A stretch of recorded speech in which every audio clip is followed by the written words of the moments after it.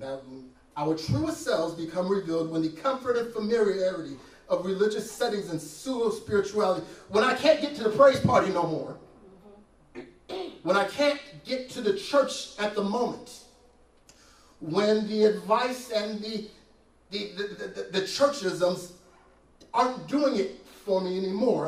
Right. When the catchphrases and the hit list isn't speaking to that pain anymore. Right.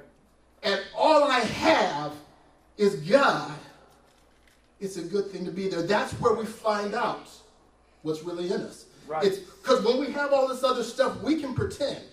I can go to church, and if my ankles will let me, and if my knees will hold up, I can shout with the best of them. Yes. And I can keep shouting and have a praise party. And when you think about Jesus, when I dance all night, I can do that. And then go back home and still be just as messed up. But when I can't shout anymore to pretend I'm okay, when I can't sit there and clap my hands anymore and act like everything's fine, and that's where the reality of who I am shows up. Right.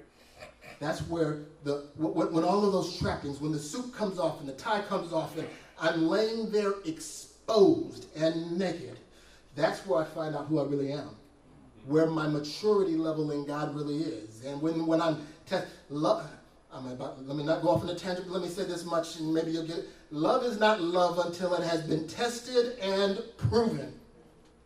That's right.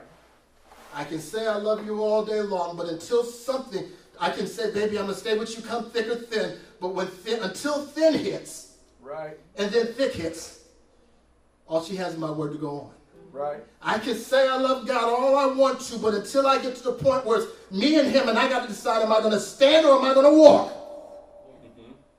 I don't really know what's there. Right. And he will not allow me to be tempted to the point where it will break me. I may wish I could break,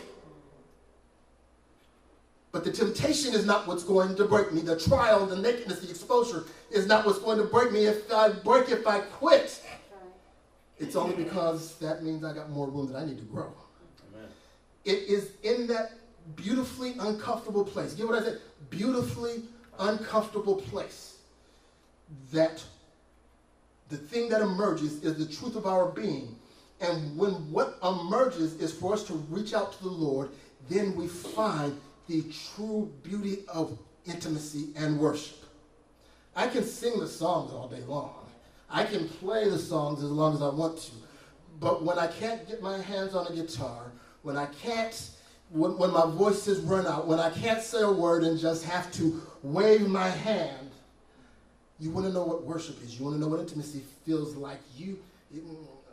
Everybody, you can't be intimate fully clothed. It just does not work.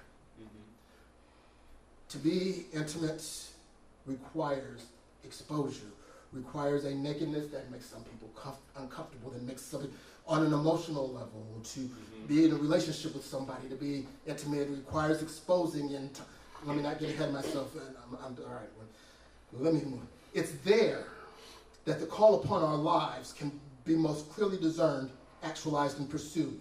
It is there that the witness to his glory becomes most radiant and most effective, in that beautifully uncomfortable place, in that strange land, in that place where I don't feel like I belong and I reach a point of desperation. It is there that his glory shines the brightest to those which are around us.